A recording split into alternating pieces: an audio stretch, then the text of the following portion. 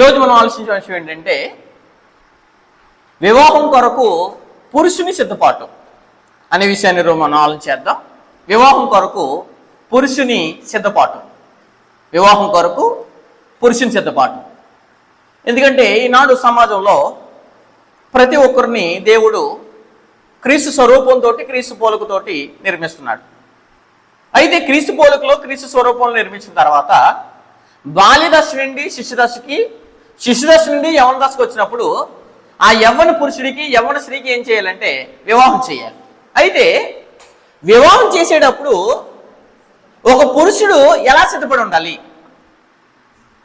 పురుషుని యొక్క సిద్ధపాటు ఏంటి, తర్వాత స్త్రీ యొక్క సిద్ధపాటు ఏంటి, అంటే పురుషుడు ఎలా సిద్ధపడాలి, స్త్రీ ఎలా సిద్ధపడాలి అనే విషయాన్ని ఈరోజు మనం ఆలోచించేద్దాము. వివాహము అనేది దేవుడు ఎలాంటి దానిగా చెప్పాడనంటే కనుక హెబ్రీ పత్రిక 13వ అధ్యాయము 4వ వచనం, 13వ అధ్యాయం 4వ వచనంలో వివాహము అన్ని విషయములలో అని చెప్పేశాడు. అన్ని విషయంలోని ఫుట్నోట్లో ఒకటనేసి అందరిలో అని చెప్పేశాడు. అంటే వివాహము అన్ని విషయాలు, ఎన్ని విషయాలు అయితే ఉన్నాయో బైబిల్లో అన్ని విషయాల కంటే గొప్పది, ఘనమైంది ఏంటంటే వివాహం. అయితే ఇది ఘనమైనదిగా దేవుని ఎదురు కనపడాలంటే కనుక చేసుకునే వరుడు యొక్క సిద్ధపాటు ఏంటి, చేసుకునే వధువు యొక్క సిద్ధపాటు ఏంటి అనేది ఖచ్చితంగా ఇరువురి యొక్క సిద్ధపాటు లేకుండా దేవుడు ఏర్పాటు చేసిన వివాహంలోకి రావడానికి అవకాశం ఉండదు. రెండు వ్యక్తిగత సిద్ధపాటు లేకుండా ఆ వివాహం చేసుకున్నది ఘనమైనది అవడానికి కూడా ఏమి లేదనంటే ఎటువంటి అవకాశం లేదు. ఇది ఖచ్చితంగా మనందరం జ్ఞాపకం చేసుకోవాలి. అది మాట్లాడేశాడు. వివాహం అన్ని విషయంలో ఘనమైనది గాను, బాంపు నిష్కలమైన గాను ఉండవలను, వేశ్యాంగులకును వ్యభిచారులకును దేవుడు తీర్పు తీర్చును అని చెప్పేశాడు. ఎందుకంటే వివాహము ఘనమైనది కావాలంటే కనుక మనము వ్యక్తిగత సిద్ధపాటు లేకుండా చేసుకుంటే అది ఘనమైనది అవడానికి ఏం లేదంటే అవకాశం లేదు. ఈనాడు చాలా మంది ఈ సిద్ధపాట్లు లేకుండా లేదా వ్యక్తిగత సిద్ధపాటు లేకుండా, వారు మానసిక సిద్ధపాటు లేకుండా వివాహం చేసుకుంటే ఆ వివాహాలు ఎలాంటి వాటిగా తయారవుతాయంటే కనుక ఈనాడు వివాహం అనేది జీవితంలో ఒక గొప్ప మలుపు అండి. ఇది చాలా మంది సరిగా ఆలోచన చేయకుండా వివాహం చేసుకుంటారు. చదువు ఒకసారి ఆదికాండము 26వ అధ్యాయము 34వ వచనంలో ఒక సమాచారం తెలియజేశాడు. ఎందుకంటే వివాహము జీవితంలో చాలా ప్రాముఖ్యమైనది.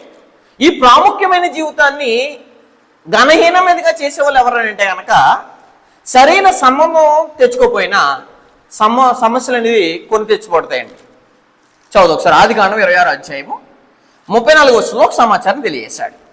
26:34 ఏశావు 40 సంవత్సరాలు అయినవాడప్పుడు హిత్తీయుడైన బేయేరు కుమార్తెగు యెహూదీతును హిత్తీయుడైన ఏలోను కుమార్తెగు బాసెమతును పెళ్లి చేసుకును, వీరు ఇస్సాకును రెబ్కాకును మనోవేదన కలిగజేసిరి అని చెప్పేశాడు. అంటే సరైన వారిని వివాహం చేసుకోకపోతే కనుక ఆ కుటుంబాన్ని మిగిలిది ఏంటంటే సమస్యలు గుండా వెళ్ళిపోద్ది.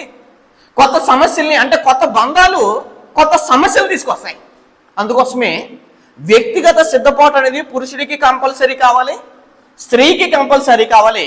కాబట్టి వ్యక్తిగత సిద్ధపాటు లేకుండా వివాహంలో ఒక పురుషుడు ఎలాంటి వాడు అని మనకు తెలియకపోతే, ఒక స్త్రీ ఎలాంటి వ్యక్తిగా ఉండాలని తెలియకపోతే కనుక మనం ఏదో నామకార్థంగా లేదా అందరూ చేస్తున్న విధంగా చేస్తే కనుక ఇలా మనోవేదనే మిగులుతుందండి. అది మాట్లాడేశాడు. ఏశావు 40 సంవత్సరాలు వాడైనప్పుడు హిత్తీయుడైన బేయేరు కుమార్తెగు యెహూదీతును హిత్తీయుడైన ఏలోను కుమార్తెగు బాసెమతును పెళ్లి చేసుకును, వీరు ఇస్సాకును రెబ్కాకును ఏం కలగజేసిరి?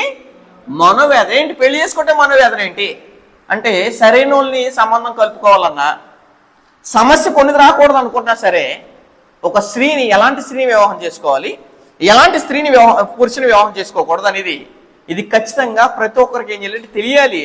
లేకపోతే కొత్త సమస్యలు, కొత్త బంధాలు వలన, కొత్త సంబంధాల వలన కొత్త సమస్యలు ఎదురవుతాయి. మనకున్న సమస్యలే చాలా ఎక్కువ. అలాంటిది వివాహం అవడం ద్వారా మన ఇంటికి వచ్చే అల్లుడు మనకి సమస్యగా తయారైపోతాడు, ఇంటికి వచ్చే కోడలు సమస్యగా తయారైపోతుంది. ఇలా తయారవకూడదు అంటే కనుక వ్యక్తిగతమైన సిద్ధపాటు ఇరువురికి ఖచ్చితంగా ఉండాలి. ఈ సంగతి ఖచ్చితంగా ఎరగండి. అయితే పురుషుడి యొక్క సిద్ధపాటు ఏంటి, పురుషుడు ఎలా సిద్ధపడాలి అని మనం కొన్ని విషయాలు ఆలోచించేద్దాం. పురుషుని యొక్క సిద్ధపాటు ఏంటంటే వ్యక్తిగతంగా సిద్ధపడి ఉండాలి. ఎఫెసీయులకు రాసిన పత్రిక 5వ అధ్యాయం. ఎఫెసీయులకు రాసిన పత్రిక 5వ అధ్యాయం 26వ వచనంలో ఒక సమాచారం తెలియజేశాడు. ఎఫెసీయులకు రాసిన పత్రిక 5వ అధ్యాయము 26వ వచనం. ఎఫెసీయులకు రాసిన పత్రిక 5వ అధ్యాయం 26వ వచనంలో ఒక సమాచారం తెలియజేశాడు దేవుడు. చదువుతున్నాను. పురుషులారా మీరును మీ భార్యలను ప్రేమించుడి, అటువంటి క్రీస్తు కూడా సంఘమును ప్రేమించి అది కలంకమైనను ముడత అయినను అటది మరి ఏదైనా లేక పరిశుద్ధమైనది గాను నిర్దోషమైనది గాను మహిమగల సంఘం గాను ఆయన తన ఎదుట దాన్ని నిలబెట్టుకున్న వల్లని వాక్యముతో ఉదక స్నానం చేత దాన్ని పవిత్రపరిచి పరిశుద్ధపరచుటకై దాని కొరకు తను తాను అప్పగించుకొనిను అని చెప్పేశాడు. అంటే భార్యని ఇలా కడగడం కోసం, భార్యని ఇలా తయారు చేయడం కోసము పురుషుడైన భర్త అనగా క్రీస్తు వారు సంఘాల కోసం తను తాను ఏం చేసుకోండి అంటే అప్పగించుకుంటున్నాడు. అంటే తను వ్యక్తిగతంగా ఏమవుతున్నాడు, ఈ భార్యని వివాహం చేసుకోండి, భార్యతో నేను ప్రదానం చేయబడాలంటే కనుక పురుషుడైన క్రీస్తు వారు ఆ భార్య కొరకు వ్యక్తిగతంగా సిద్ధపడుతున్నారు. అలాగే మనం కూడా ఈనాడు పెళ్లి చేసుకునే యవనస్తులు ఖచ్చితంగా పురుషుడు నీ వ్యక్తిగతంగా సిద్ధపాటు లేకుండా వివాహం చేసుకోవడానికి ఏమున్నదంటే అవకాశం ఉండకూడదండి. అది మాట్లాడేసరికి కిందకి మాట్లాడితే 28. అటువల్లే పురుషులు కూడా తమ సొంత శరీరం వల్లే తమ భార్యలు ప్రేమింపబద్ధులమై ఉన్నారు. ఎందుకంటే యవనస్తుడికి పెళ్ళైన తర్వాత ఉన్న పరిస్థితులు ఏంటో, ఒక భార్యను వివాహం చేసుకున్న పరిస్థితులు ఏంటో, తర్వాత కుటుంబ జీవితం ఏంటో, కుటుంబ వాతావరణం ఏంటో ఇవేమి ఎరగడు. ఎందుకంటే యవనస్తుగా ఉన్నప్పుడు బాధ్యత రహితంగా ఉంటాడు. కాబట్టి ఈ బాధ్యత రహితుడికి ఒక్కసారిగా బాధ్యత వచ్చేది ఎప్పుడంటే వివాహం చేసుకునేటప్పుడు. కాబట్టి ఇవన్నీ మనం ముందు తెలుసుకోకుండా వివాహంలోకి ఏం చేయకూడదంటే ఒక పురుషుడు అడుగు పెట్టకూడదండి. అదే మాట్లాడేశాడు. అటువంటి పురుషులు కూడా తమ సొంత శరీరం వలె తమ భార్యను ప్రేమింపొద్దులే ఉన్నారు.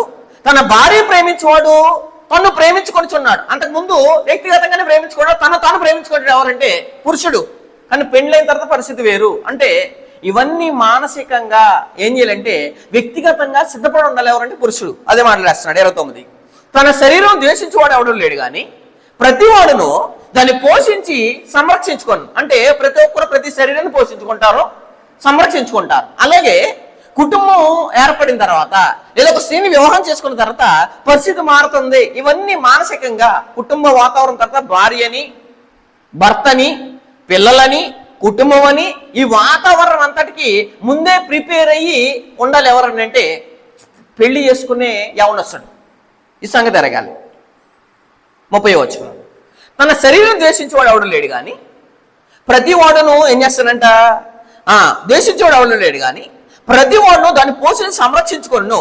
మనము క్రీస్తు శరీర అవయవాలు అన్నాం కనుక అలాగే క్రీస్తు కూడా సంఘమును పోషించి సంరక్షించున్నాడు అని చెప్పేశాడు. అంటే 26 నుంచి 30లో ఒక పురుషుడు ఒక స్త్రీని వివాహం చేసుకునేటప్పుడు వ్యక్తిగతంగా ఎలా సిద్ధపడి ఉండాలో చెప్పేస్తున్నాడు అక్కడ.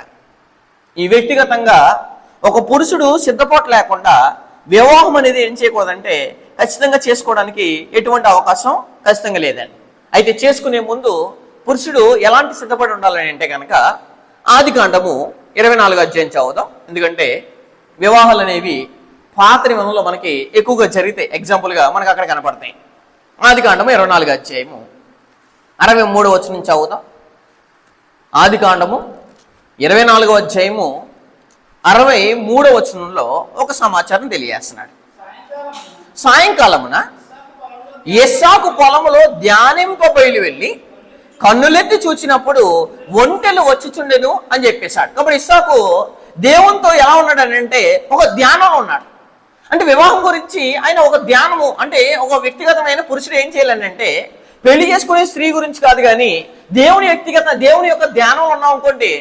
దేవుడే ఏ స్త్రీని మనకు జతపరచాలో, ఏ స్త్రీని నీకు భార్య అవ్వాలో, ఏ స్త్రీని కుటుంబంలో రప్పించాలో ఆ పురుషుడికి దేవుడు ఏం చేస్తాడంటే ఒక ఏర్పాటుగా తెలియపరుస్తాడు. కాబట్టి పురుషుడు ఖచ్చితంగా దేవుని యొక్క ధ్యానంలో ఉన్నాడు అనుకోండి, కంపల్సరీ ఆ పురుషుడికి మంచి భార్య వస్తుంది.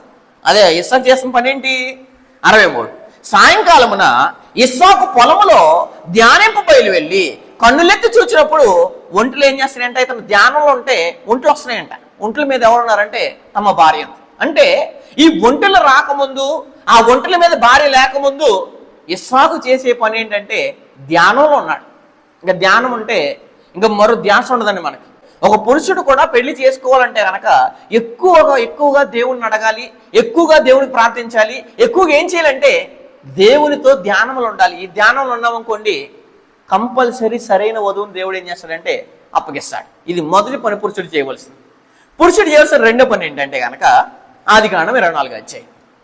అదే ఆదికాండము 24వ అధ్యాయము 67 వచనం నుంచి చదువుతాం. 24-67. ఇస్సాకు తల్లి అయిన శారా గుడారంలోనికి ఆమెను తీసుకొని పోయిను. అట్లా అతడు రెబ్కాను పరికరింపగా ఆమె అతనికి భార్య అయిను. అతడు ఆమెను ప్రేమించును. అప్పుడు ఇస్సాకు తన తల్లి విషయమై దుఃఖ నివారణ పొందును అని చెప్పేశాడు. ఇదంతా జరగడానికి గల కారకుడు ఎవరు? ఇస్సాకి రెబ్కాను చేయాలని ఉద్దేశం ఎవరిదనంటే కనుక ఎవరిది? తన తండ్రి అయిన అబ్రహాముది. అంటే అబ్రహాము మాట విన్నాడు ఎవరంటే ఇస్సాకు. ఈనాడు చాలా మంది పెళ్లి చేసుకునేవారు ఏం చేస్తారంటే నాడు తమ వ్యక్తిగతమైన నిర్ణయాలు, తమ వ్యక్తిగతమైన సొంత సలహాలు, సొంత ఊహలతో ఏం చేస్తారంటే కనుక వారు తమ స్వనిర్ణయాలు తీసుకుంటున్నారు. కానీ ఇస్సాకు తీసుకున్నవాడు కాదండి. అదే మాట్లాడేశాడు. కిందకి మాట్లాడేస్తే 56వ వచనం. అప్పుడు అతడు యెహోవా నా ప్రయాణము సఫలం చేసిన కనుక నాకు తడవు కానియక నన్ను పంపించడి, నా యజమాని యొద్దకు వెళ్ళేదని చెప్పినప్పుడు వారు ఆ చిన్నదాన్ని పిలిచి ఆమె ఏమవునో తెలుసుకుందని చెప్పి రెబ్కాను పిలిపించి ఈ మనుషులతో కూడా వెళ్ళదు అని ఆమెను అడిగినప్పుడు వెళ్ళదు నన్ను. కాబట్టి వారు తమ సహోదరి అయిన రెబ్కాను, ఆమె దాదిని, అబ్రహాము సేవకుని, అతనితో వచ్చిన మనుషులను సాగనంపింపి అని చెప్పేస్తాడు. అంటే అబ్రహాముని అంటే ఎలియాజరు గారిని రెబ్కా దగ్గరికి వెళ్ళమనేది ఎవరనంటే అబ్రహాము గారు. అబ్రహాము మాట విన్నవాడు ఎవరంటే ఇస్సాకు విన్న వాళ్ళని ఎవరిని వివాహం చేసుకున్నాడంటే విశ్వాసురాలైన రెబ్కాను వివాహం చేసుకున్నాడు. ఎవరంటే విశ్వాసి అయిన ఇస్సాకు. అంటే తండ్రి నిర్ణయానికి ఏం చేశాడు? ఈయన లోబడ్డాడండి. 66వ వచనంలో కూడా మాట్లాడేశాడు చూడండి. అప్పుడు ఆ దాసుడు తాను చేసిన కార్యములన్నీ ఇస్సాకుతో ఏం చేశాడంట? వివరించి చెప్పాడు. కాబట్టి తన తండ్రి నిర్ణయానికి ఏం చేశాడంటే లోపడ్డాడు. క్రొత్తలో కూడా మాట్లాడుతాడు చూడండి. కొరింథీయులకు రాసిన మొదటి పత్రిక 7వ అధ్యాయంలో ఒక సమాచారం తెలియజేస్తున్నాడు. 7వ అధ్యాయము 36వ వచనం నుంచి చదువుతాం. అయితే ఒకని కుమార్తెకు ఈడు మించిపోయినలా ఆమెకు వివాహం చేయవలసి వచ్చినలను ఆమెకు వివాహం చేయకపోవుట యోగ్యమైనది కాదని ఒకడు తలంచినలా అతడు తన ఇష్టం చొప్పున పెళ్లి చేయవచ్చును అని చెప్పేశాడు. అంటే ఎవరి గురించి మాట్లాడతాడు? తల్లిదండ్రులు అనగా తండ్రి తన స్త్రీకి అనగా తన కూతురికి వివాహం చేయాలంటే తన చిత్త ప్రకారంగా, తన ఇష్ట ప్రకారంగా ఒక కుమార్తెకి ఏం చేయాలంటే వివాహం చేయాలి. కుమార్తె తండ్రి మాట వినాలి. అలాగే కుమారుడు కూడా తండ్రి నిర్ణయానికి ఏం చేయాలంటే లోపడాలి. సొంత నిర్ణయాలు తీసుకున్నాం అనుకోండి, ఆనాడు సొంత నిర్ణయాలు తీసుకున్న వల్లే ఏమైపోయిందనంటే జలప్రలయం రావడానికి కారణమైంది. ఆదికాండము 6వ అధ్యాయంలో ఒక సమాచారం తెలియజేస్తున్నాడు. ఆదికాండము 6వ అధ్యాయము 2వ వచనం నుంచి చదువుతాం. అప్పుడే స్టార్ట్ అయిందంటండి భూమి మీద నరులు ప్రారంభించబడ్డారు. 6:1లో చదువుదాం. నరులు భూమి మీద విస్తరారంభించిన తర్వాత కుమార్తెల వారికి పుట్టినప్పుడు దేవుడు నరుల కుమార్తెలు చక్కని వారిని చూచి వారందరిలో తమ మనసుకు వచ్చిన స్త్రీలను ఏం చేసుకున్నారు? వివాహం చేసుకున్నారు. వీళ్ళకి డిసైడ్ అయిపోయారు. అందు తప్పించి వీళ్ళకంటూ తండ్రి ఉన్నప్పుడు, తల్లి ఉన్నప్పుడు, తల్లిదండ్రుల నిర్ణయం చొప్పున చేసుకోవాలనుకున్న వారు ఏం చేసుకున్నారో తమ మనసుకు నచ్చిన వాళ్ళు చేసుకుంటున్నారు. అదే ప్రమాదానికి, సమస్యలకి దారితీస్తుందండి. అంటే నీ వివాహం చేసుకునే ముందు తండ్రి యొక్క నిర్ణయాన్ని, తల్లి యొక్క నిర్ణయాన్ని ఏం చేయాలంటే గౌరవించాలి. ఎవరంటే కొడుకు. ఈ సంగతికి ఖచ్చితంగా యవనస్తుడైన పురుషుడికి ఎరగవలసిన విషయం. అయితే రెండవది ఏంటంటే తండ్రి అంటే అబ్రహాము తండ్రి మాట ఎవరన్నారు? ఇస్సాకు అన్నాడు. అదే తండ్రి నిర్ణయానికి ఏం చేశాడంటే లోబడ్డాడు. మరియు పురుషుడు ఏం చేయాలంటే మూడవ విషయం ఆదికాండం 25వ అధ్యాయం. ఆదికాండము 25వ అధ్యాయము 21వ వచనం నుంచి చదువుదాం.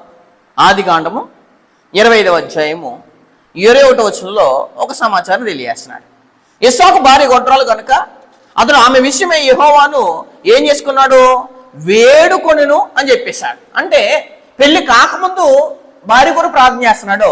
పెళ్లి అయిన తర్వాత కూడా సమస్య వచ్చినప్పుడు కూడా భార్య కొరకు ఏం చేస్తాడు? ఇతను ప్రార్థన చేస్తున్నాడు. అంటే భార్య కొరకు ఏం చేయాలని అంటే ఎలాంటి భార్య రావాలి, ఎలాంటి వధువు రావాలి, ఎలాంటి స్త్రీని వివాహం చేసుకోవాలి, నన్ను ఎలాంటి స్త్రీ అయితే నీకు ఇబ్బందికరంగా ఉండదో, ఎలాంటి స్త్రీ అయితే నాకు ఇబ్బందికరంగా ఉండదో, ఎలాంటి స్త్రీ అయితే వాక్యానికి విరుద్ధంగా ఉండదో అని ఏం చేయాలి? రాబోయే భార్య కొరకు వరుడైన లేదా యవ్వనస్తుడైన పురుషుడు భార్య కొరకు ఏం చేసుకోవాలంటే ప్రార్థన చేసుకుంటూ ఉండాలండి. ఈనాడు చాలా మంది యవ్వనస్తుడైన పురుషులు ఎవరిని అంటే నచ్చిన వారిని, చక్కని వారిని, మనసుకు నచ్చిన వారిని, అందంగా ఉన్న వారిని, జ్ఞానంగా ఉన్న వారిని, ఇలాంటి వారిని చేసుకుంటారు చాలా మంది. 25వ అధ్యాయము 21వ వచనంలో సమాచారం తెలియజేస్తున్నాడు. 25-21 ఇస్సాకు భార్య గొడ్రాలు గనుక అతడు ఆమె విషయమై యెహోవాను ఏం చేసుకున్నాడు?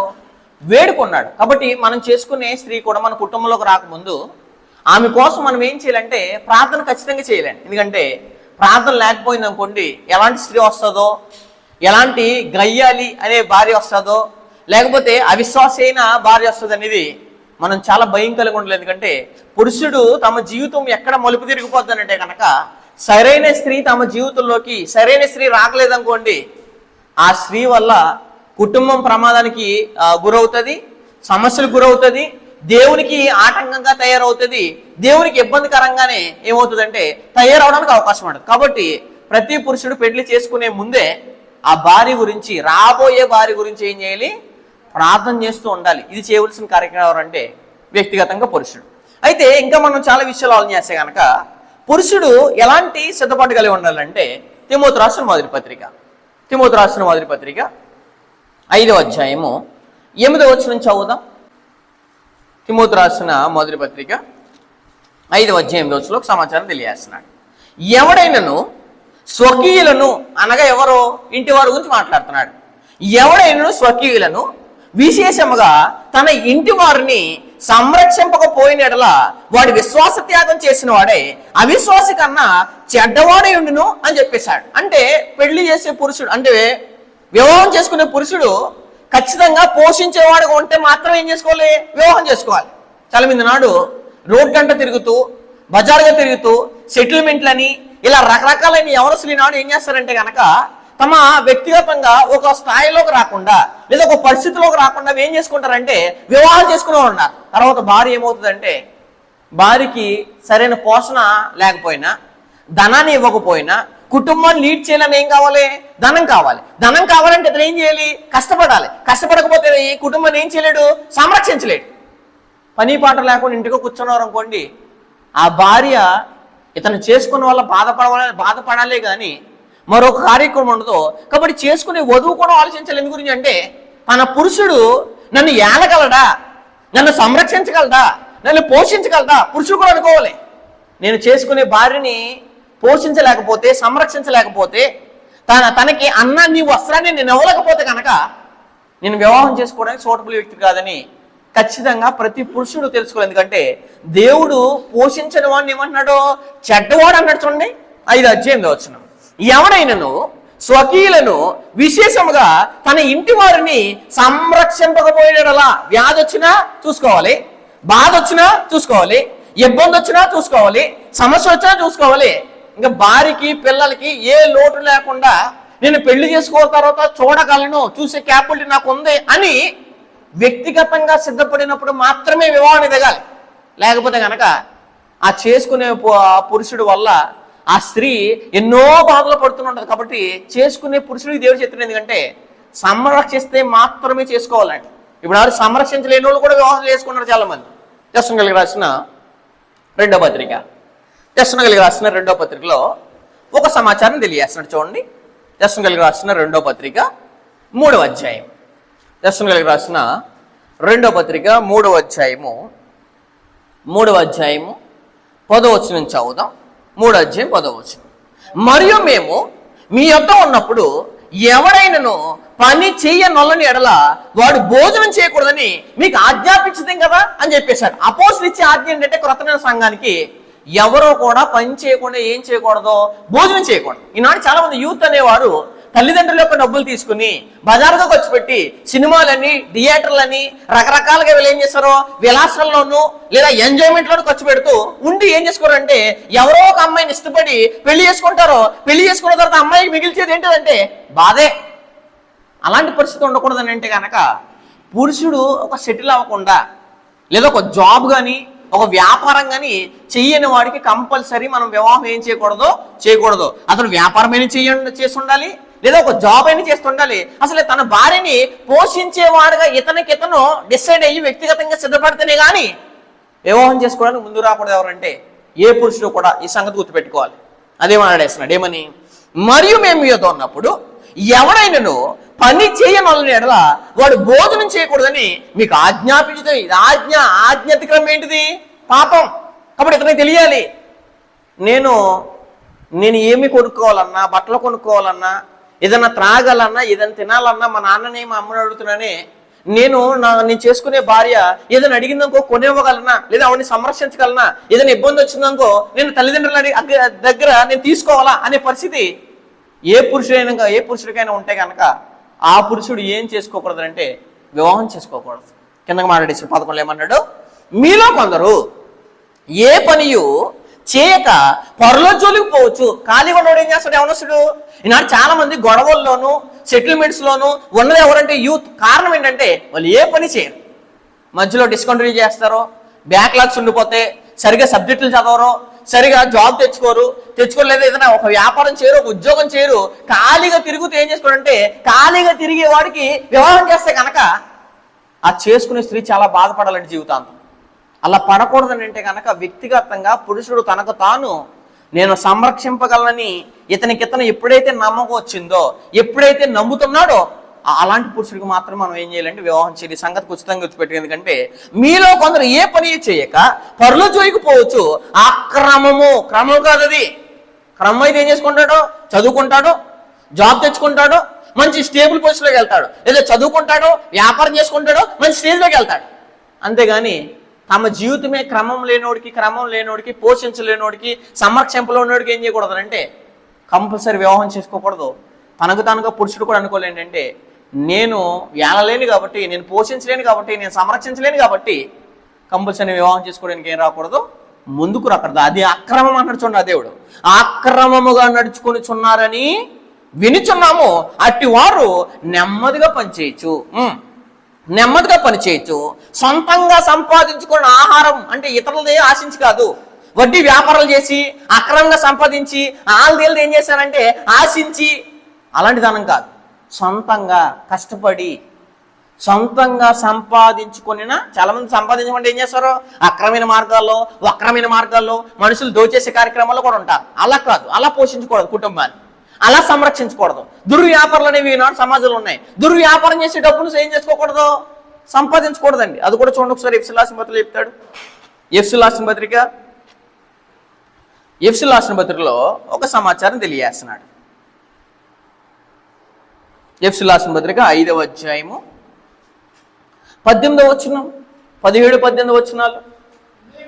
ఇది నిమిత్తము వివేకులు అని అంటే అవివేకులు కాక ప్రభు యొక్క చిత్తం ఏంటో గ్రహించుకోండి. మరియు మద్యముతో మత్తులు ఎండుకొని దానిలో ఏముందంట, దుర్వ్యాపారం కలదు అని చెప్పేశాడు.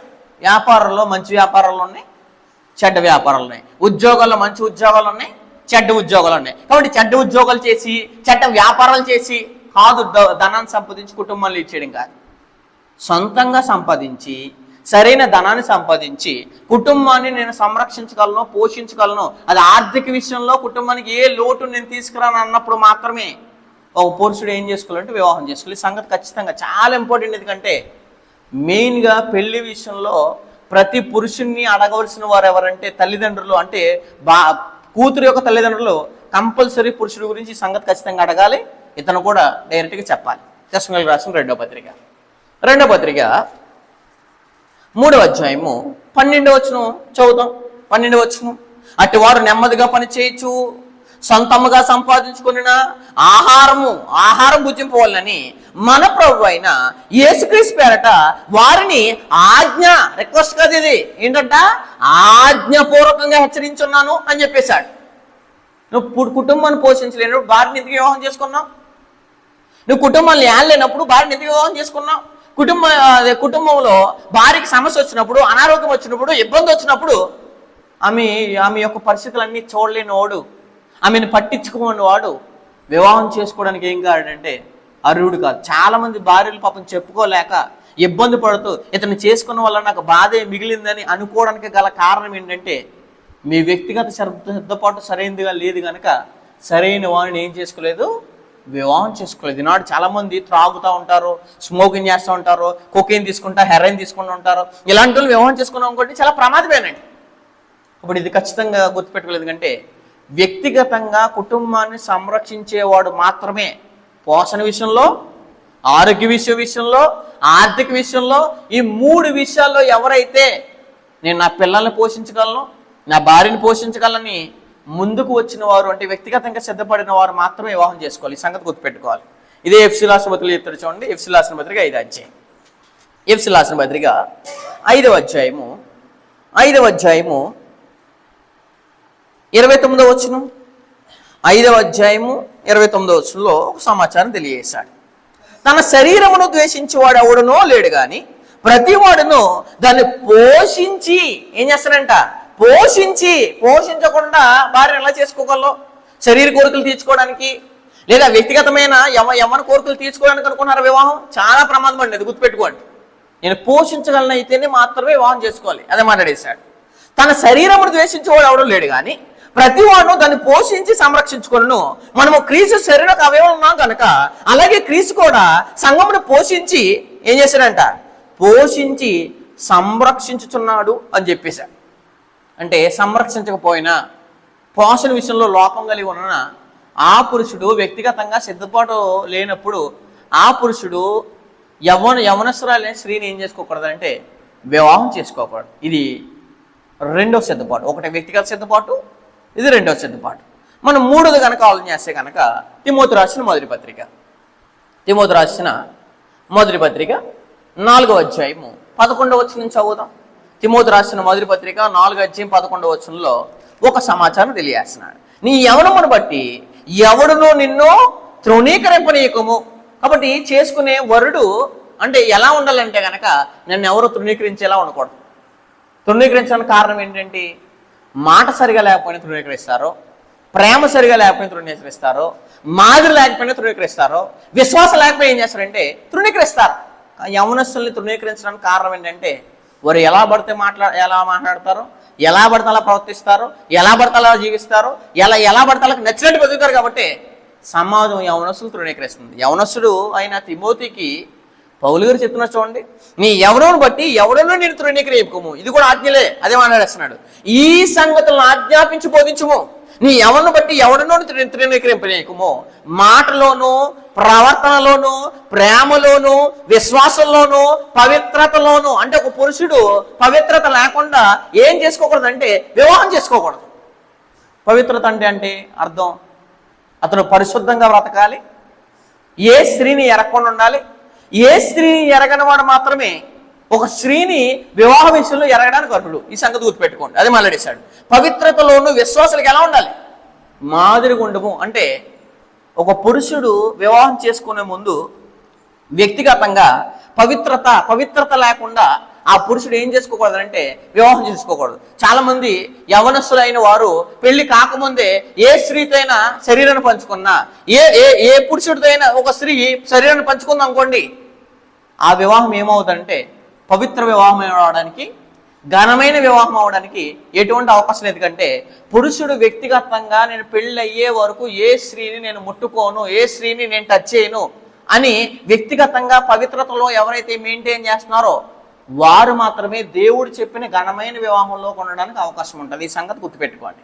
హెబ్రీ పత్రిక 13వ అధ్యాయం. హెబ్రీ పత్రిక 13వ అధ్యాయము 4వ వచనం చదువుదాం. 13:4లో ఒక సమాచారం తెలియజేస్తున్నాడు. వివాహం అన్ని విషయంలో ఘనమైనది గాను పాన్పు ఎలా ఉండాలంట, నిష్కలమైనది. అంటే దాంట్లో పాన్పులు ఏమనకూడదు అంటే కలంకం ఉండకూడదు, కల్మషం ఉండకూడదు. పాన్పు నిష్కలమైనది గాను ఉండవలను. వేశ్యాంగులు అంటే పాన్పు సరిగా లేని వాళ్ళందరూ ఎవరంటే వేశ్యాంగులు, వ్యభిచారం. అంటే పాన్పును అపవిత్రం చేసుకున్న వారు వివాహం చేసుకోవడానికి అర్హులు కాదు. ఈ సంగతి గుర్తుపెట్టుకోండి. వేశ్యాంగులను, వ్యభిచారులకు దేవుడు ఏం చేస్తాడంట, తీర్పు తీర్చును. కాబట్టి దేవుని దృష్టిలో ఒకటే వివాహము. ఆ వివాహం చేసుకోవాలంటే కనుక పురుషుడు తను వ్యక్తిగతంగా పవిత్రత లేకుండా ఏ స్త్రీని, పవిత్రురాలని స్త్రీని చేసుకోవడానికి ఏం లేదనంటే అవకాశం లేదు. ఈ సంగతి గుర్తుపెట్టుకుని ఖచ్చితంగా. దీనికి ఎగ్జాంపుల్ ఎవరంటే యోసేపు గారు. ఆదికాండం 39వ అధ్యాయం. ఆదికాండము 39వ అధ్యాయంలో ఒక సమాచారం తెలియజేస్తున్నాడు చూడండి. ఆదికాండము 39వ అధ్యాయంలో దేవుడు ఒక సమాచారం తెలియజేస్తున్నాడు. 39వ అధ్యాయము 9వ వచనం. ఆదికాండము 39వ అధ్యాయము 9వ వచనంలో ఒక సమాచారం తెలియజేస్తున్నాడు. చదివేద్దాం.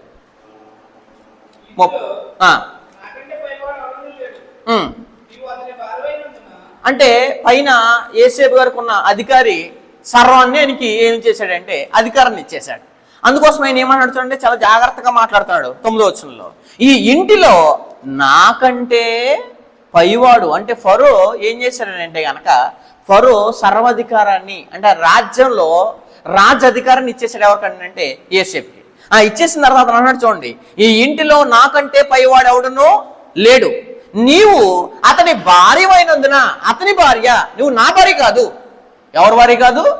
నా భార్య కాదు. నువ్వు ఎవరు అంటే అతని భార్య, అంటే నా యజమాని యొక్క భార్య. నీవు అతని భార్య అయినందున నిన్ను తప్ప మరి దేనిని నాకు అప్పగింప ఉండలేదు. కాబట్టి నేను ఎట్లు ఇంత ఘోరమైన దుష్కారం చేసి దేవునికి విరోధంగా పాపము కట్టుకుందునని తన యజమాని భార్యతో నేను అని చెప్పేశాడు. అంటే పురుషుడు వ్యక్తిగతంగా సిద్ధపాటు లేకుండా, వ్యక్తిగతంగా క్యారెక్టర్ లేకుండా, ఒక పెళ్లి చేసుకున్న స్త్రీతో సైనించిన, ఒక పెళ్లి కాని స్త్రీతో శరీరాన్ని పంచుకున్న ఆ పురుషుడు వివాహం చేసుకోవడానికి దేవుడు పెట్టిన వివాహం చేసుకోవడానికి ఎవరు కాదని అంటే అర్హుడు ఖచ్చితంగా కాదు. ఎందుకంటే వ్యక్తిగతంగా పురుషుడు తనను తాను ఏం చేసుకోవాలి, ఏ స్త్రీని టచ్ చేయకుండా అందుకునే స్త్రీని ముట్టకుండాట పురుషునికి మేలు. ఎప్పుడు? యవనస్తుడుగా ఉన్నప్పుడు, పెళ్లి కాకముందు. ఈ సంగతి గుర్తుపెట్టుకోండి. కొరింథీయులకు రాసిన మొదటి పత్రిక, కొరింథీయులకు రాసిన మొదటి పత్రిక 7వ అధ్యాయము మొదటి వచనం చదువుదాం. కొరింథీయులకు రాసిన మొదటి పత్రిక 7వ అధ్యాయం మొదటి వచనం. చాలా మందిని దీన్ని ఫోకస్ చేయకుండా ఇష్టానుసారంగా బ్రతుకుతూ, ఇష్టానుసారంగా జీవిస్తూ, శరీరాన్ని అపవిత్రం చేసేసి ఒక స్త్రీతో అపవిత్రం చేసి ఏం చేస్తారో మరో స్త్రీని వివాహం చేసుకోవాలంటారు. ఇది అన్యాయం అండి, న్యాయం కాదు, ఇది అక్రమం అండి, ఇది క్రమం కాదు. ఈ సంగతి ఖచ్చితంగా ఎరగాలి. 7వ అధ్యాయం మొదటి వచనం. దాని గురించి పత్రికనే రాశాడంటండి, అదే మాట్లాడేశాడు. 7వ అధ్యాయం మొదటి వచనంలో ఒక సమాచారం తెలియజేస్తున్నాడు. మీరు వ్రాసిన వాటి విషయము స్త్రీని ముట్టకుండాట పురుషునికి మేలు. ఎందుకంటే పెళ్లి చేసుకోకముందు యోసేపు గారు ఏమనుకుంటున్నారంటే నేను ఇట్లు ఎంత దుష్కార్యమో చేయకూడదు అంటున్నాడు. ఎవరు చూడండి, అక్కడ 39వ అధ్యాయంలో చెప్తున్నాడు. ఆదికాండం 39వ అధ్యాయంలో అంటే ఒక స్త్రీని ముట్టుకుంటడం ఎంత భయంకరమైన కార్యక్రమము. యవనస్తుడుగా ఉన్నప్పుడు పెళ్లి కాకముందు ఒక పరాయి స్త్రీని కానీ పెళ్ళైన స్త్రీని కానీ అసలు ముట్టుకోవడం ఎంత భయంకరమైన కార్యక్రమం చెప్పేశాడు. 39వ అధ్యాయము 9-10 వచనాలు. కానీ నాడు ఇలాగా యవనస్తులు ఉన్నారని అంటే కంపల్సరీ ఉండట్లేదండి. మరి వాళ్ళు చేసుకునే వివాహం ఘనమైన వివాహం అవడానికి చాలా అవకాశం ఉంటుంది. 39:9 ఈ ఇంటిలో నాకంటే పైవాడు ఎవడు లేడు, నీవు అతని భార్య అయినందున నిన్ను తప్ప మరి దేన్ని నాకు అప్పగింపై ఉండలేదు. కాబట్టి నేను ఇట్లు ఇంత ఘోరమండి. ఇది మనకేంటంటే ఇష్టం, మనకేంటి కోరిక, మనకేంటి ఆశ. ఆదికాండము 39వ అధ్యాయము 9వ వచనం. 39:9లో నీవు అతని భార్య అయినందున నిన్ను తప్ప మరి దేనిని నాకు అప్పగింపలేదు ఉండలేదు.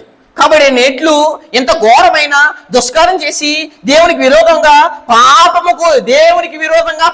కట్టుకుంటునని తన యజమాని భార్యతో నేను అని చెప్పేశాడు. అంటే యవనస్తుడికి తప్పు చేద్దామని అపోదు ప్రేరేపించినప్పుడు, తప్పు చేద్దామని అవకాశం వచ్చినప్పుడు కూడా కంపల్సరీ నాకు వివాహం కాలేదు కదా, నేను ఏ స్త్రీతో ఏం చేసుకోకూడదు, ఏ స్త్రీ యొక్క శరీరాన్ని పంచుకోకూడదు కదా, ఏ పురుషుని యొక్క శరీరాన్ని పంచుకోకూడదు కదా అని కంపల్సరీ వివాహం చేసుకునే వారు ఖచ్చితంగా చాలా జాగ్రత్త పడలేదు. కంటే దేవుడు లేని చోటు అంటూ ఏది లేదు, దేవునికి కనపడిన సృష్టం అంటూ ఏది లేవన్నప్పుడు ఒక యవనస్తుడైన పురుషుడు కంపల్సరీ ఆలోచించలేదు. కంటే నేను తప్పు చేస్తే నా తల్లిదండ్రులు తెలియదేమో, నేను తప్పు చేస్తే నా బంధువులు తెలియదేమో, నేను తప్పు చేస్తే నా చుట్టుపక్కల తెలియదేమో, కానీ నేను తప్పు చేస్తే దేవునికి తెలియకుండా ఉండలేదని చాలా జాగ్రత్తగా గుర్తుపెట్టుకుంటే కనుక నేను ఎట్లు ఎంత దుష్కార్యమో, నేను ఎట్లు నీ ఎడల ఇంత పాపం చేదునని ఒక యోసేపులో అనుకోవాలండి. అదే మాట్లాడేశాడు 10వ వచనంలో. దినదినము ఆమె యేసేపుతో మాట్లాడుచుండేది కానీ అతడు ఆమెతో సైనించుడికైనను ఆమెతో నుండిటికైనను ఆమె మాట విన్నవాడు కాడు అని చెప్పేశాడు. కానీ ఈనాడు ఏం చేస్తున్నారు, యవనస్తుడైన పురుషుడు పెళ్లి కాకముందే తప్పు చేద్దామని అవకాశాల కోసము లేదా అతనికి కొన్ని కార్యక్రమాల కోసం కొన్ని మార్గాల్లో వెళ్తారు చాలా మంది. ఇతడు అవకాశం వచ్చినా ఒక స్త్రీ తను ప్రేరేపించినా ఏం చేయలేదంటే ఆ తప్పు కూడా చేయడానికి అవకాశాన్ని కూడా చూపలేదు. ఎవరంటే కనుక ఒక భక్తిపరుడైన యేసేపు, యవనస్తుడైన యేసేపు. ఈ సంగతి గుర్తుపెట్టుకోవాలి. కాబట్టి యవనస్తుడైన యేసేపు పెళ్లి చేసుకుని యవనస్తులకి ఏం నేర్పిస్తాడంటే కనుక పవిత్రత, పాన్పు ఖచ్చితంగా కలంకం లేకుండా నిష్కలమైన స్థితిగా ఉంటేనే మాత్రం ఏం చేసుకోవాలంటే ఆ పురుషుడు ఒక పవిత్రాలైన స్త్రీని చేసుకోవడానికి ఎవరంటే యోగ్యుడు. ఈ సంగతి ఖచ్చితంగా మీరు అందరూ గుర్తుపెట్టుకోవాలండి. మనకి ఇంకొక ఆయన కూడా కనపడతాడు పాత నిబంధనలో, బోయజ్ గారు. రూతుని ఆయన ఏం చేసుకోవాలంటే వివాహం చేసుకుంటాడు. రూతు గ్రంథం 3వ అధ్యాయం. రూతు గ్రంథం 3వ అధ్యాయంలో ఒక సమాచారం తెలియజేస్తున్నాడు. 3వ అధ్యాయము 9 నుంచి 14 వచనాలు రాసుకోండి. రూతు గ్రంథము 3వ అధ్యాయము 9 నుంచి 14 వచనాల్లో ఒక సమాచారం తెలియజేస్తున్నాడు. 3వ అధ్యాయం 9 నుంచి 14 వచనంలో ఒక సమాచారం తెలియజేస్తున్నాడు. అతడు నీవెవరని అడుగగా, ఎవరు ఇదంత సందర్భం అంటే బోయజ్ గారు. బోయజ్ గారి గురించి మాట్లాడేస్తూ 7వ వచనంలో, బోయజు మనసును సంతోషించినట్లు అన్నపానలు పుచ్చుకొని లోపలికి పోయి ధ్యానపు గొప్ప యొద్ద పండుకున్నప్పుడు ఆమె మెల్లగా పోయి అతని కాళ్ళ మీదనున్న బట్ట తీసి పండుకొని మధ్యరాత్రి అతడు ఉలికిపడి తిరిగి చూసినప్పుడు ఒక స్త్రీ అతని కాళ్ళ ఎద్ద పండుకొని ఉండెను. అతడు నీవెవరని అడుగగా ఆమె, నేను రూతు అను నీ దాసురాలని, నీవు నాకు సమీప బంధుడు కనుక నీ దాసురాల మీద నీ కొంగు కప్పమనగా అతను నా కుమారి, యెహోవా చేత నీవు దీవెనొందానవు, కొద్దివారినే గాని గొప్పవారినే గాని యవనస్తులను నీవు వెంబడింపగలిగినట్టు వలన నీ మునుపటి సత్ప్రవర్తన కంటే వెనుకటి సత్ప్రవర్తన మరీ ఎక్కువైంది. కాబట్టి నా కుమారి భయపడకము, నువ్వు చెప్పినంత నీకు చేసేదను, నీవు యోగ్యురాలవని నా జనులందరూ ఎరుగుదురు, నేను నిన్ను విడిపింపగలవాడునని మాట వాస్తవమే. అయితే నీకు నాకంటే సమీపమైన బంధువుడు ఒకడున్నాడు. ఈ రాత్రి ఎండుము ఉదయం అతడు నీకు బంధువుని ధర్మం జరిపిన ఎడల సరి, అతడు విడిపింపవచ్చును. నీకు బంధువుని ధర్మం జరుపుటకు అతనికి ఇష్టం లేకపోయిన ఎడల యెహోవా జీవముతోడు నేనే నీకు బంధువుని ధర్మము జరిపెదను, ఉదయం వరకు పండుకొనుము. అంటే అతను ఒక స్త్రీ తను అడుగుతున్నా సరే, రూతు గారు బోయజ్ గల గుడ్ క్యారెక్టర్ వ్యక్తిని, పవిత్రమైన బోయజ్ క్యారెక్టర్ని అడుగుతున్నప్పుడు కూడా అతను ఆలోచిస్తున్నాడు, సమయం వెయిట్ చేస్తున్నాడు. కానీ అవకాశం వచ్చింది కదా అని శరీరాన్ని ముందే ఆమెతో కలవడానికి కానీ ఆమెతో సైనించడానికి కానీ ఆయనతో పరిగ్రహించడానికి కానీ అతను ఏం చేయట్లేదంటే ఒప్పుకోవట్లేదండి. కాబట్టి బోయజ్ కానీ యేసేపు గారు కానీ ఇద్దరు కూడా యవనస్తులైన ఈనాడు ఉన్న పురుషులకి చాలా రోల్ మోడల్. ఎందు గురించి అంటే మన ప్రభు యేసుక్రీస్తు కూడా ఈనాడు ఉన్న యవనస్తులు చాలా రోల్ మోడల్. ఎందుకంటే ఆయన పవిత్రుడు, పరిశుద్ధి, నిర్దోషి, నిష్కల్మషుడు, పాపంలో చేరగా ప్రత్యేకంగా ఉన్నవాడు. అలాగే ఒక పవిత్రాలని స్త్రీని చేసుకోవాలంటే కనుక పురుషుడు వ్యక్తిగతంగా ఎలా ఉండాలంటే పవిత్రంగా ఉండాలండి. ఈ సంగతి ఖచ్చితంగా ప్రతి ఒక్కరూ గుర్తుపెట్టుకోవాలి. మనం ఇంకా కొన్ని వచనాలు చూస్తే కనుక చూద్దాం ఒకసారి. కొరింథీయులకు రాసిన మొదటి పత్రిక 7వ అధ్యాయము 9వ వచనం నుంచి చదువుతాం. కొరింథీయులకు రాసిన మొదటి పత్రిక 7వ అధ్యాయము 9వ వచనంలో ఒక సమాచారం తెలియజేస్తున్నాడు. 7వ అధ్యాయము 9వ వచనంలో దేవుడు ఒక సమాచారం తెలియజేస్తాడు. ఏమని? అయితే మనస్సు నిలుపులేని ఎడలా, పైన ఏం మాట్లాడుతున్నాడు 8వ వచనంలో, నా వలె ఉండుటకు వారికి మేలని, అంటే పౌలు గారు ఎలా అయితే ఉన్నారో అలా ఉండడం మేలని పెళ్లి కాని వారితోనూ విధవరానితో చెప్తున్నాను. అయితే మనస్సు నిలుపులేని ఎడలా పెళ్లి చేసుకుని వచ్చును. కామాతృప్తుల కంటే, అంటే కామాతృప్తులు అయ్యారు అనుకోండి ఏమవుతుంది, మీ శరీరాన్ని ముందే ఏం చేసుకుంటారో అపిత్రం చేసుకుంటారు. ఒకవేళ మీరు కామాతృప్తులు అవుతున్నారు అనుకోండి, ఖచ్చితంగా మీరు వెంటనే ఏం చేసుకోవాలంటే పెళ్లి కాని స్త్రీతో, అంటే వేరే స్త్రీతో శరీరాన్ని పంచుకోవడం కాకుండా పెళ్ళైన స్త్రీతోనే శరీరాన్ని పంచుకుందాం అన్న ఉద్దేశం ఉంటే కంపల్సరీ పెళ్లి చేసుకోండి అంటున్నాడు. అదే అన్నాడు అక్కడ చూడండి. అయితే మనస్సు నిలుపులేని ఎడలా ఎక్కడో వ్యభిచారం చేద్దాం, ఎవరితో శరీరం పంచుకోదాం కాకుండా మనస్సు నిలుపులేకపోతే కనుక ఖచ్చితంగా యవనస్తుడు ఏం చేసుకోవాలి, వివాహం చేసుకోవాలి. అదే అన్నాడు అక్కడ.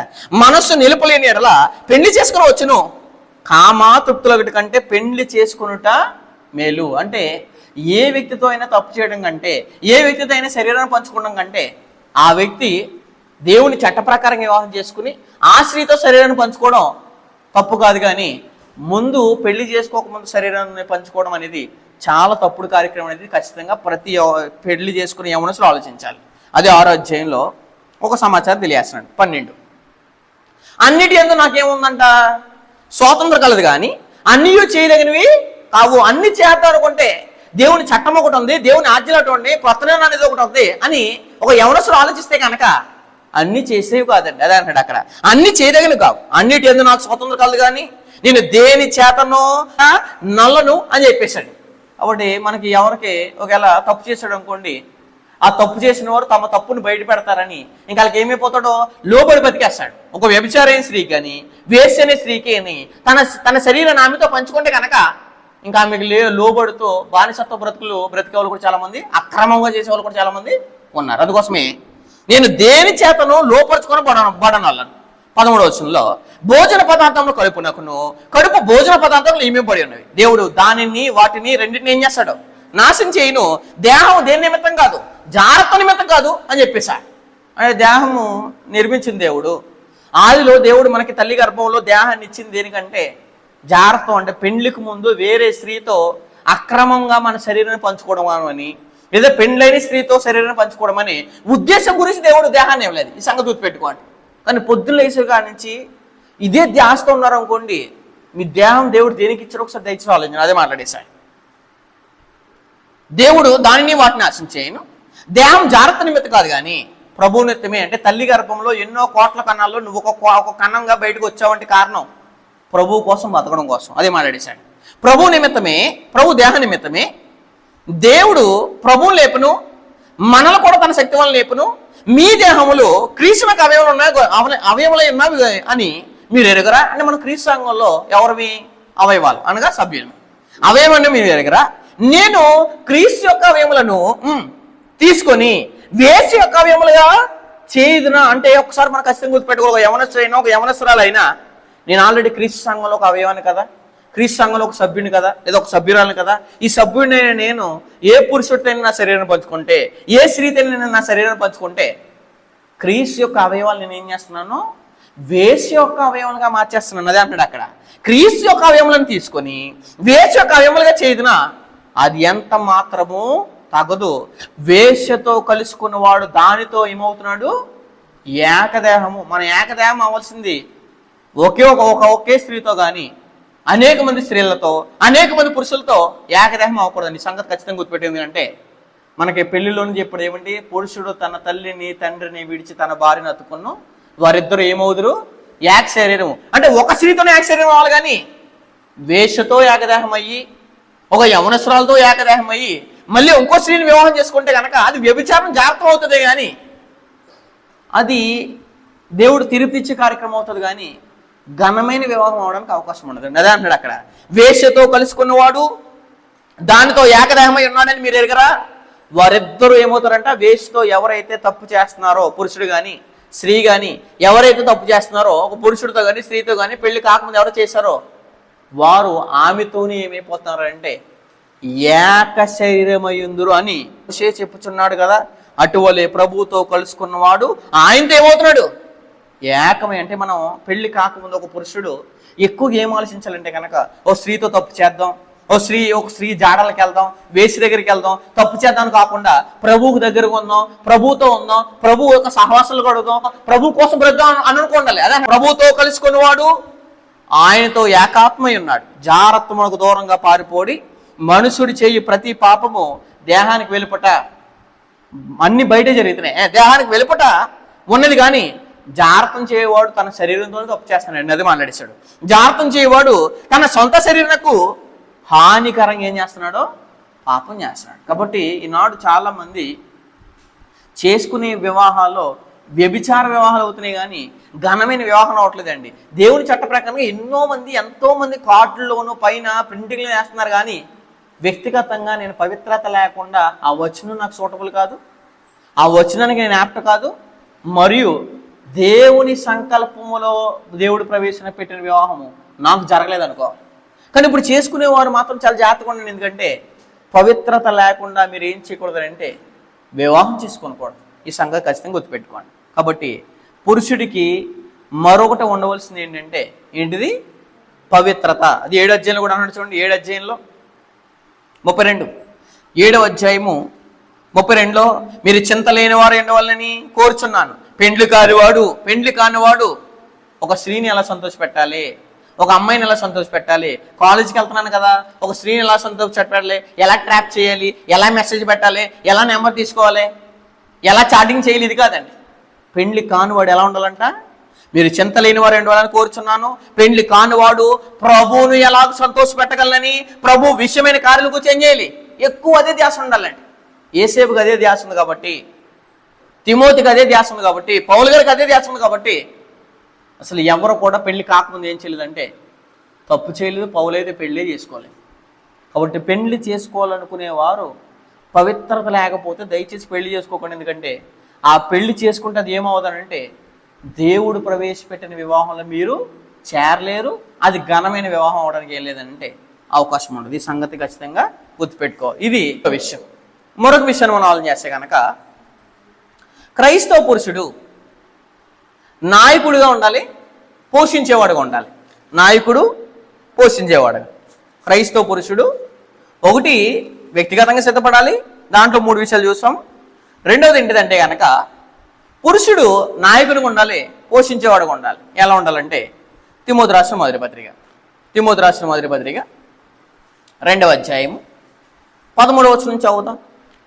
సృష్టి క్రమం ఏంటంటే కనుక పురుషుని నాయకత్వానికి లోబడాలనేది సృష్టి యొక్క క్రమం. ఎందుకంటే ఆనాడు ఆదిలో స్త్రీ ఏం చేసింది, తప్పు చేయడం వలన, మిస్టేక్ చేయడం వలన తిమోతి రాసిన మొదటి పత్రిక 2:13లో ఒక సమాచారం తెలియజేస్తున్నాడు. ఏమని, మొదట ఆదాముయు తర్వాత అవ్వయు ఏం కాదు, నిర్మింపబడిన వారు కారా అని చెప్పేశాడు. ఎప్పుడు కూడా స్త్రీ ఏం చేయకూడదంటే నాయకత్వం చేయకూడదు.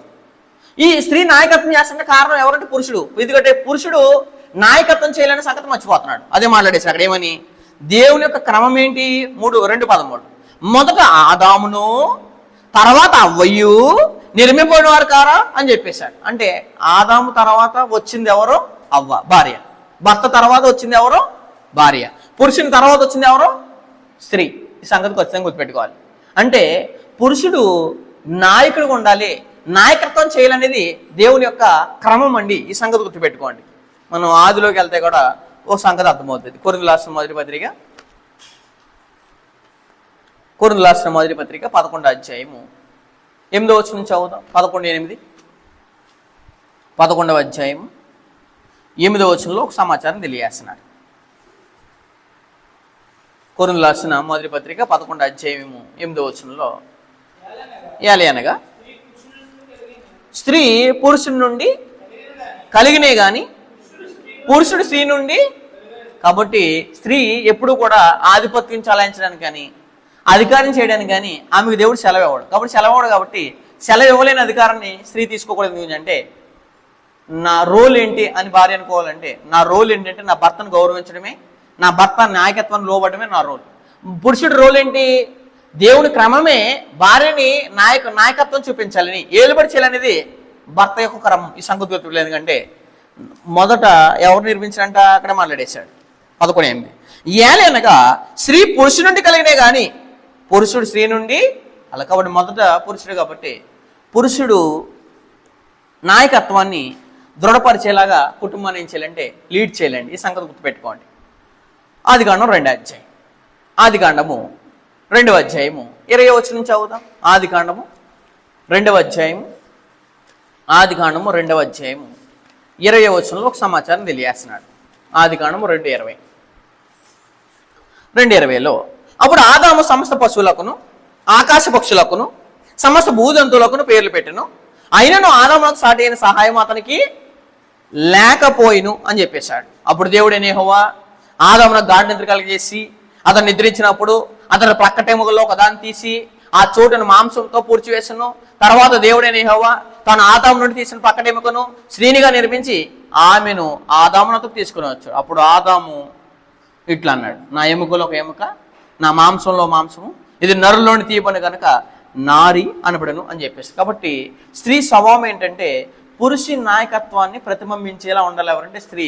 పురుషుడు కూడా నాయకత్వం అంటే స్త్రీని నాయకత్వం చేసేవాడుగా ఉండాలి. ఇది నేను నాయకత్వం చేయగలిగితేనే ఆవిడ నాయకత్వానికి లోబడిపోతాను, ఆవిడకి లోబడిపోతాను, ఆవిడ లీడ్ చేస్తుంది కుటుంబాన్ని, ఆవిడ ఏం చేస్తుందంటే అన్నీ చూసుకుంటుంది అనుకుంటే కనుక ఆ పురుషుడు వివాహం చేసుకుంటే అర్హుడు కాదు.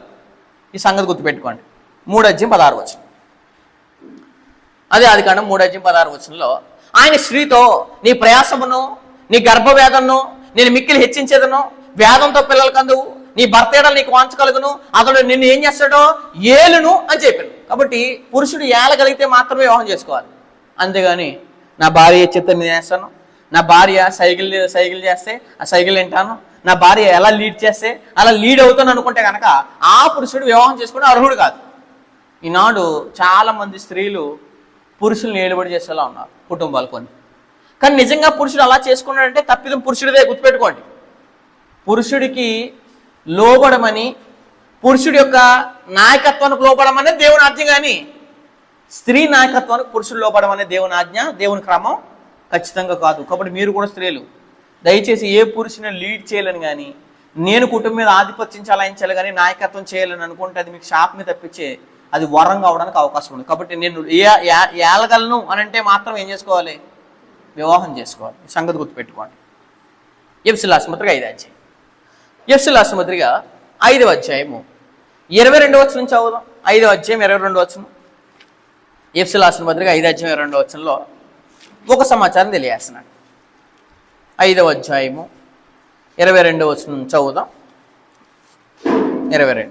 స్త్రీలారా ప్రభువునికి వలె మీ సొంత పురుషులకు ఏం చేయండి? సొంత పురుషుడు అంటే ఒకే పురుషులకు మీరు ఏం చేయండి? లోబడి ఉండండి అని చెప్పేసాడు. మీరు ఆధిపత్యం చెలాయించడం కానీ, వాళ్ళ మీద నేను ఎదురు తిరుగుతాను, వాళ్ళకి ఎదురు చెప్తాను, ఎదురు మాట్లాడతాను అనేది స్త్రీల పని కాదండి. పురుషుడు కూడా ఎదురు మాట్లాడేలా చేసుకోకూడదు, తను చెప్పిన మాటకి వినేలాగా. ఎందుకంటే ఒక విశ్వాసగా ఉంటే, విశ్వాసం చేసుకుంటే అప్పుడు ఎప్పుడు కూడా మాట వింటుంది. అవిశ్వాసం చేసుకున్నారు అనుకోండి, ఎప్పుడు కూడా ఏం చేస్తుంది? తిరగబడుతుంది, లోబడదు, వ్యతిరేకిస్తుంది, అడ్డంగా ఉంటుంది, ఆటంకంగా ఉంటుంది. కానీ స్త్రీలకు అలా చెప్పలేదండి. దేవుడు ఏమన్నాడు? స్త్రీలారా ప్రభువునికి వలే, ప్రభువుని యేసుక్రీస్తుకి ఎలా అయితే మీరు లోబడుతున్నారో అలాగే నీ భర్తకు లోబడిన అన్నాడు అక్కడ. ప్రభువునికి వలే మీ సొంత పురుషులకు లోబడి, ఇది భార్య యొక్క ధర్మం అండి. క్రీస్తు సంఘమును శిరస్సులాగన పురుషుడు భార్యకి శిరస్సు అన్నాడు, క్రీస్తు శరీర రక్షకుడు అన్నాడు. సంఘము క్రీస్తునకు లోబడినట్టుగా భార్యలు కూడా ప్రతి విషయంలోనూ తమ పురుషులకు ఏం చేయాలి? లోబడవలను. అంటే మీరు లోబడేలా మీరు చేసుకోవాలి, లోబడేలా మీరు ఉండాలి. ఈ సంగతి గుర్తుపెట్టే. ఎందుకంటే ఈ లక్షణం మీకు లేకపోతే, పురుషుడికి ఏలుబడి చేసే లక్షణము, నాయకత్వం చేసే లక్షణము, భార్య తన మాట వినకుండా ఉన్న లక్షణం కానీ, పిల్లలు తండ్రి మాట వినకుండా ఉన్న లక్షణం కానీ ఏ పురుషుడికైనా నా మాట వినరు అని అన్నారు అనుకోండి, ఆ వ్యక్తి వివాహం చేసుకోవడానికి అర్హుడు కాదు. సంగతి ఖచ్చితంగా గుర్తుపెట్టుకోండి. కొలసల ఆసుపత్రికి 3:18. కొలసల ఆసుపత్రి, ఎందుకంటే ఇది అంతా ముందే ప్రీ ప్లానెడ్గా ఆలోచించుకోవాలి. ఇదే సిద్ధపాటు అంటే. 3:18. భార్యలారా మీ భర్తలకు విధేయులుడి, ఇది ప్రభువుని బట్టి యుక్తమైంది. అవిధేయత చూపించకూడదు. భర్త అలా ఏం చూపించాలి? విధేయత చూపించాలి. ఇతను కూడా విధేయులాగా బిహేవ్ చేయాలి. విధేయులాగా కుటుంబాన్ని లీడ్ చేయగలనుకుంటే కనుక, నడిపించగలను అనుకుంటే కనుక, నాయకత్వం చేయాలని అనుకుంటే కనుక, ఏలుబడి చేయాలని అనుకుంటే మాత్రం ఏం చేయాలంటే వివాహం చేసుకోవాలి. సంగతి ఎందుకంటే పోషించే బాధ్యత, నాయకత్వం చేసే బాధ్యత దేవుడు పురుషుడికి అప్పగించాడు. తీతు రాసిన పత్రిక 2వ అధ్యాయం. తీతు రాసిన పత్రిక 2వ అధ్యాయం 3వ వచనంలో ఒక సమాచారం తెలియజేస్తున్నాడు. తీతు రాసిన పత్రిక 2వ అధ్యాయము 3వ వచనం చదువుదాం. 2వ అధ్యాయం 3వ వచనంలో ఒక సమాచారం తెలియజేస్తున్నాడు. అలాగనే వృద్ధ స్త్రీలు కొండకత్తులను మిగిలిన మద్యపాన సక్కులే ఉండక ప్రవక్త ఎందు వయోవృద్ధి గలవారండి వాళ్ళని దేవుని వాక్యం దూషించబడుకున్నట్లు యవ్వన స్త్రీలు తమ భర్తలకు లోబడి ఉండి అని చెప్పేశాడు. అంటే భర్తకి ఎదురు తిరిగేలాగా, భర్తనే లీడ్ చేసేలాగా, భర్తని తమ గుప్పిట్లో పెట్టుకునేలాగా స్త్రీ ఉండకూడదు. ఆ గుప్పిట్లోకి లోబడిపోయేలాగా ఎవరు ఉండకూడదు అంటే పురుషుడు ఉండకూడదు. ఎందుకంటే పురుషుడు నాయకుడిగా పెట్టాడు, శిరస్సుగా పెట్టాడు. స్త్రీకి శిరస్సుగా పెట్టినప్పుడు పురుషుడు ఈవిడికి లోబడిపోతున్నాడంటే, ఈవిడి అధికారానికి తల వంచుతున్నాడంటే కనుక అది దేవుని క్రమం ఖచ్చితంగా కాదు. ఈ సంగతి గుర్తుపెట్టుకోండి. తిమోతి రాసిన మొదటి పత్రిక 5వ అధ్యాయము 8వ వచనం చదువుదాం. తిమోతి రాసిన మొదటి పత్రిక 5వ అధ్యాయం 8వ వచనంలో ఒక సమాచారం తెలియజేస్తున్నాడు. 5వ అధ్యాయము 8వ వచనం చదువుదాం.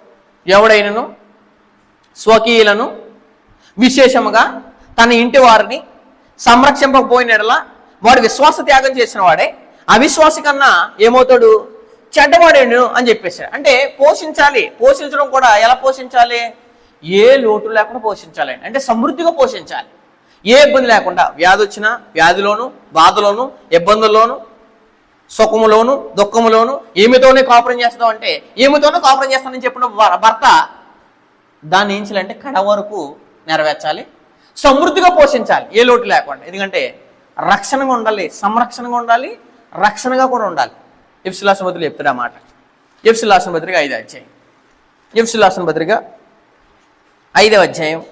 నా భర్త అనారోగ్యం వస్తే నన్ను హాస్పిటల్ తీసుకెళ్ళండి, నాకు ఏదైనా వ్యాధి వచ్చినా నన్ను చూడండి, నన్ను పరామర్శించడండి, నాకు ఏ లోటు తీర్చడండి అనే విధంగా ఏ పురుషుడు ఉంటే కనుక పురుషుడు వివాహం చేసుకోకూడదు. 5వ అధ్యాయము 23వ వచనం. క్రీస్తు సంఘమునకు శిరస్సు లాగున పురుషుడు భార్యకి శిరస్సు అన్నాడు, క్రీస్తే శరీరానికి ఏమై ఉన్నాడో రక్షకుడు. అలాగే భార్య కూడా రక్షణగా ఉండాలి. ఎవరన్నా అంటే కనుక పురుషుడు. భార్యకు రక్షణగా లేకపోతే, సంరక్షణ లేకపోతే, పోషించే విషయంలో సమృద్ధి లేకపోతే కనుక కంపల్సరీ ఆ పురుషుడు నేను ఏలేను, నాయకత్వం చేయలేను, సమృద్ధిగా పోషించలేను అంటే కనుక ఆ పురుషుడు ఏం చేసుకోకూడదు అని అంటే వివాహం చేసుకోకూడదు. కాబట్టి మనం 2 విషయాలు ఆలోచన చేస్తున్నాం. ఒకటేంటి, వ్యక్తిగతమైన సిద్ధపాటు ఉండాలి, సంరక్షింపగలవానిగా సిద్ధపాటు ఉండాలి. 3 పవిత్రత కలిగి వివాహం కొరకు సిద్ధపడాలి. 4 నాయకత్వం వహించాలి. 5 పురుషుని యొక్క నాయకత్వానికి ఏం చేయాలి, స్త్రీ లోబడిలా చేసుకోవాలి. 6 తన స్త్రీ తన మాట వినేలాగా తనకు లోబడిలా ఉండాలి. 7 పురుషుడు పోషించే విషయంలో ఎలా ఉండాలి, సమృద్ధిగా ఉండాలి. అయితే వ్యక్తిగతంలో మనం ఇంకో విషయాలు ఆలోచన చేస్తాం. అతడు భార్య కొరకు ప్రార్థన చేయాలి, తండ్రి మాటకి ఒప్పుకొనాలి, అతడు దేవునితో ఎలా ఉండాలి, ధ్యానంలో ఉండాలి. కాబట్టి ఇది పురుషుని యొక్క సిద్ధపాటు. ఇంకా మనం దీని లెసన్ని ఒక వారము కంటిన్యూ చేద్దాం.